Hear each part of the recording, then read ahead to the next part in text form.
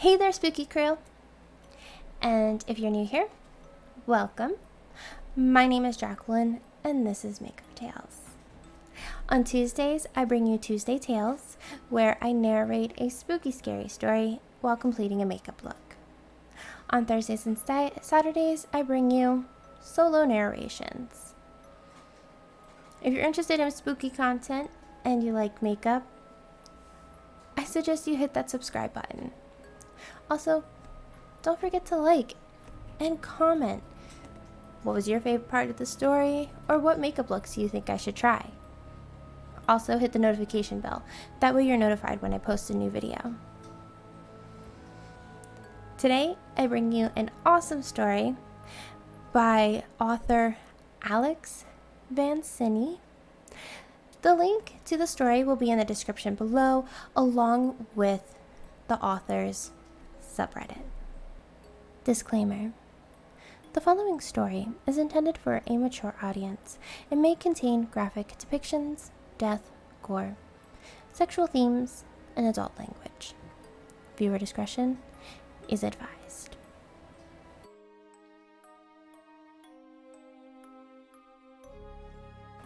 Have you ever imagined being isolated in the woods, alone, trapped in a high tower all summer long?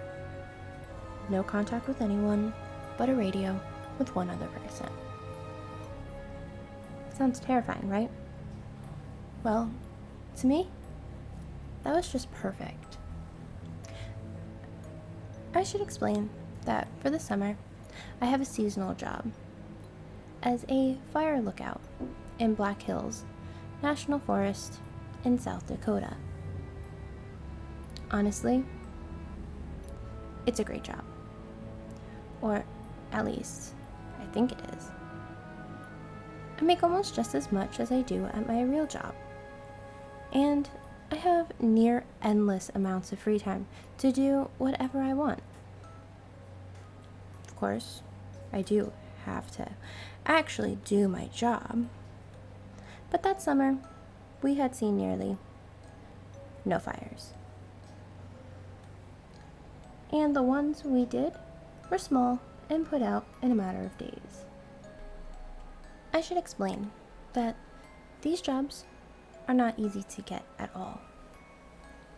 The only reason I have mine is that my father held this job for 26 years straight.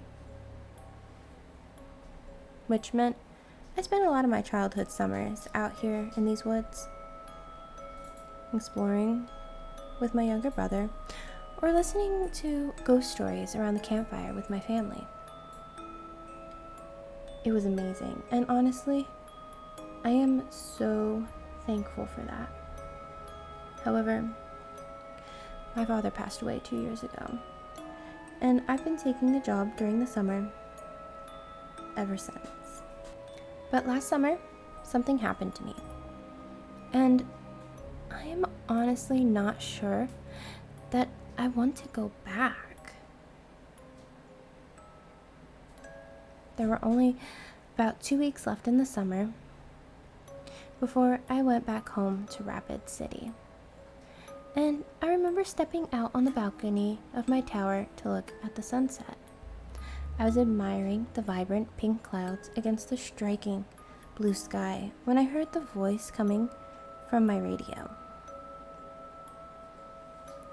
I walked back inside and grabbed the radio.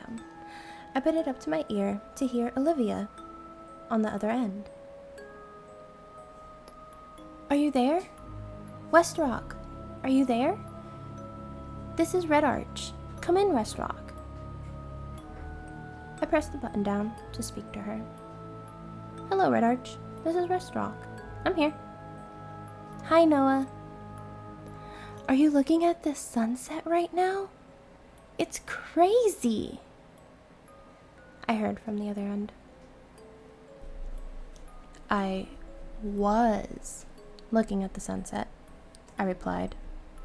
"Oh, sorry," she responded.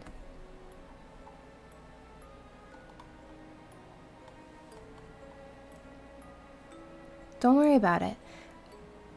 I can see it from inside. Hey, while I have you, can you believe there are only 2 weeks left before we go home? I asked her. Well, 2 weeks starting tomorrow, she answered. But no, it still feels like the summer just started, and now it's already ending. How many of your little paintings did you get done this year? 14. Well, 15 if I finish this one in the next 2 weeks, but I don't know if I will, I answered. Not your best year, she said. Not my worst either. I carried the little handheld radio with me out onto the balcony, where I stared again at the colors of the sunset. Wow, that sunset really is something tonight.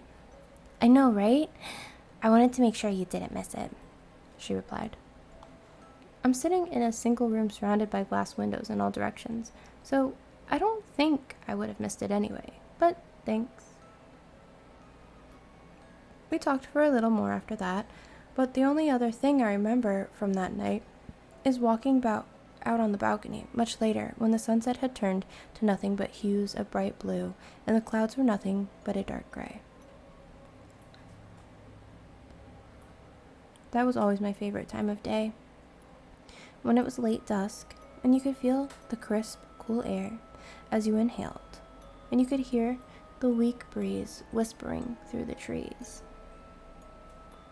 But that night, that late August night, I thought I noticed something strange. I wish I had just called it in at that moment, but I convinced myself that it was nothing. In the seemingly endless field of pine trees outside my tower, I thought that I had noticed a particular group of trees shifting a little. Like something huge was walking through them, moving them aside. I was a little tired, so I rubbed my eyes, but it was still there. It's like they were moving out of something's way, or like they were being moved by something. I went back inside and picked up the radio to call Olivia again, but when I looked out at the spot where the pine trees were moving, it had stopped.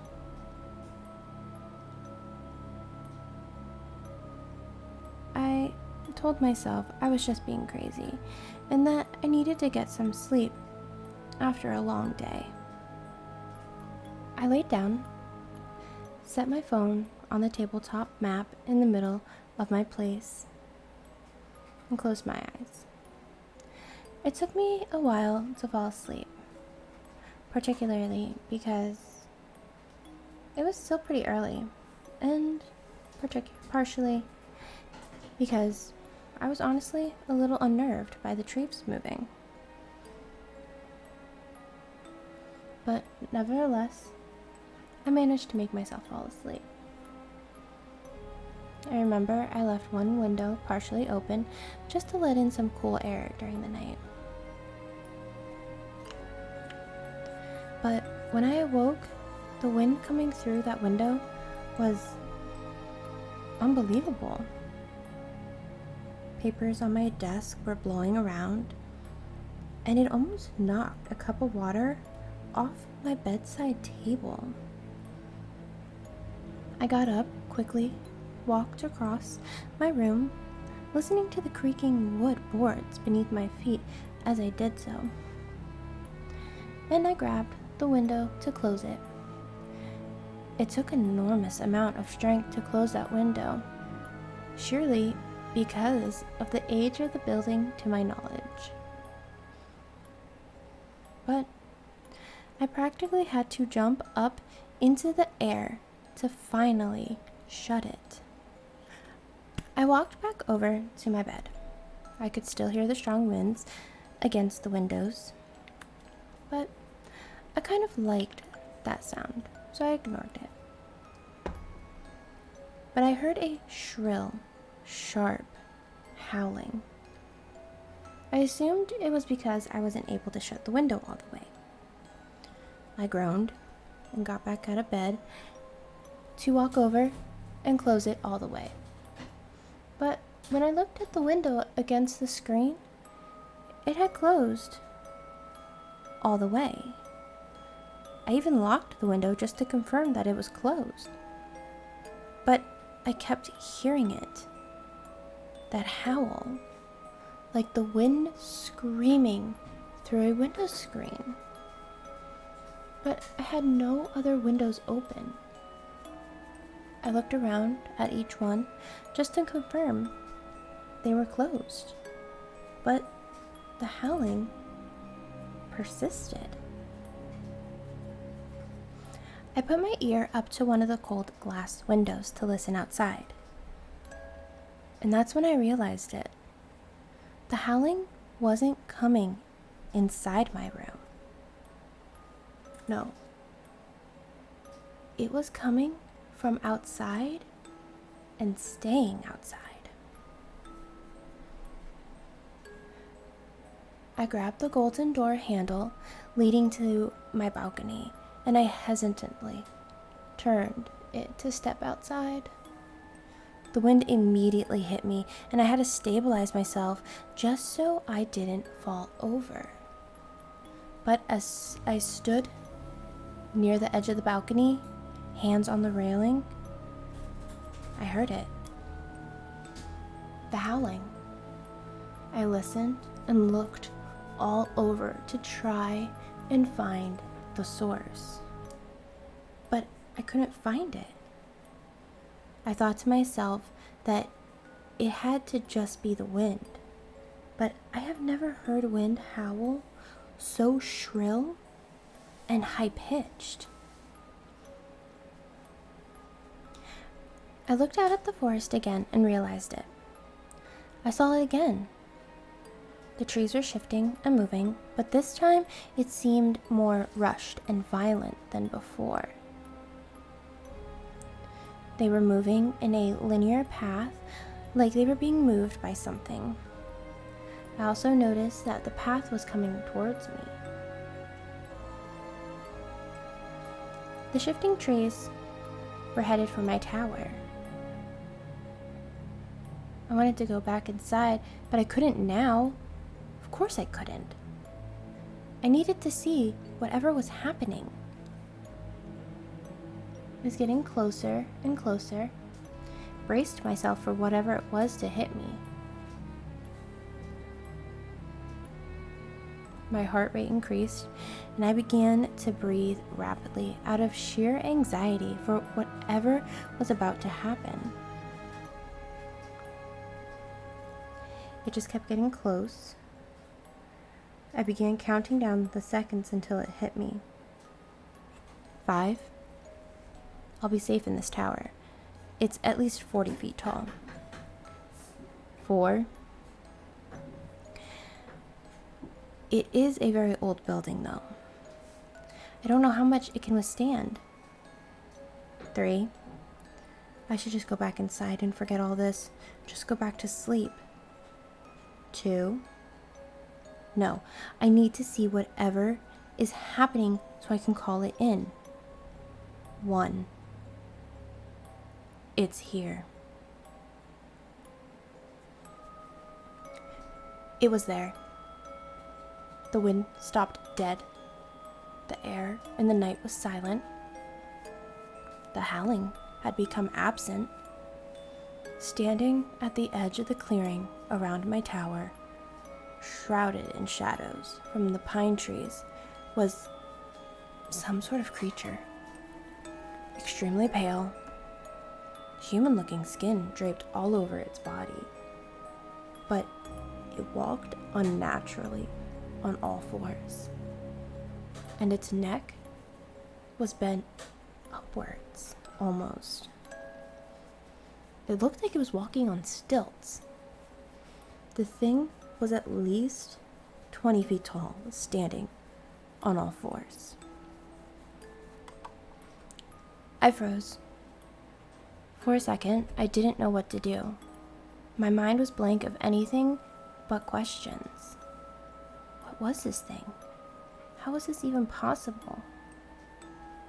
Finally, my mind began to race as I began to think. I quickly ran back into my room, behind the safety of the walls and windows, but as soon as I did, the creature started howling, or more accurately, screaming. It was ear-piercingly loud.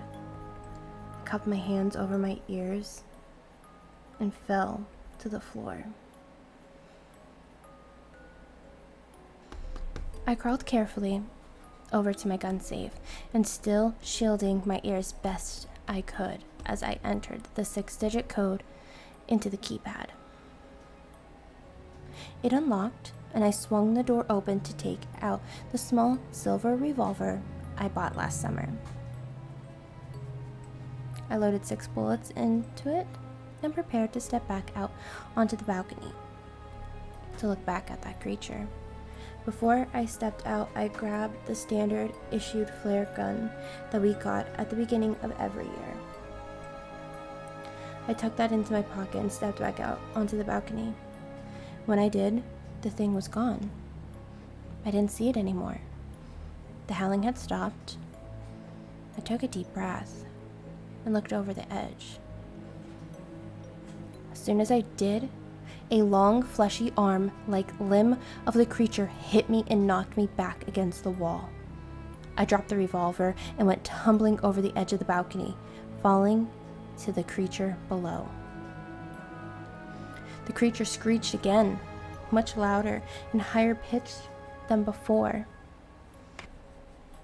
I grabbed the flare gun out of my pocket and pointed it over the railing.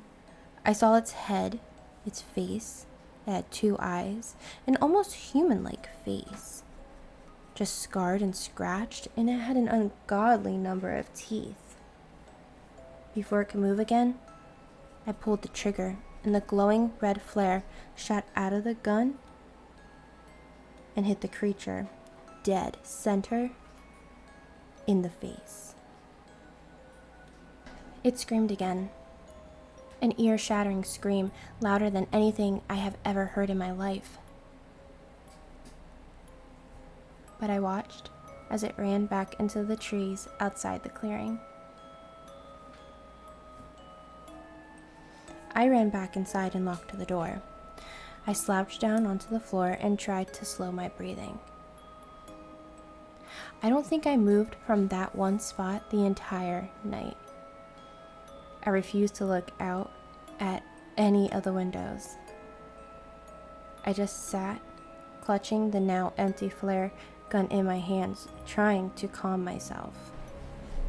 The next day, I radioed in for an early departure, and I was gone before sunset.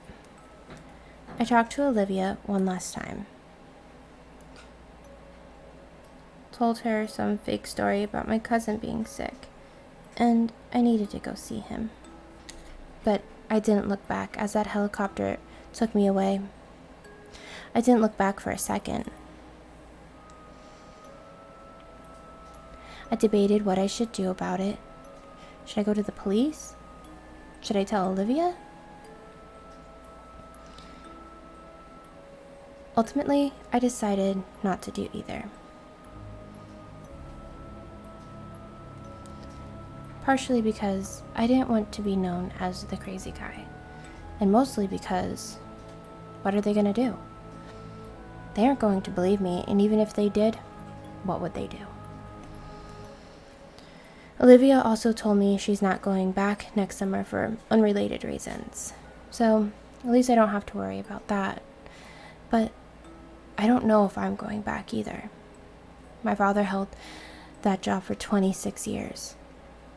And I only held it for 3 summers. But I know that he would rather me be safe and happy than hold some stupid job as a fire lookout. To this day, I still can't even think about that forest without hearing that howling of that thing. And honestly, I don't think I'll ever forget it. I hope you enjoyed this week's story. I know this is definitely a favorite one of mine. Remember, if you're interested in the story, the link is down below. You'll also find the links to all my socials, which includes my Instagram, TikTok, and Twitter account. You'll also find my email, where you can email me stories. If you're interested in the products that I used in this video, they're listed down below. Alright guys, I hope you enjoyed, and I will see you guys next time. And remember, stay spooky and stay glamorous. Bye!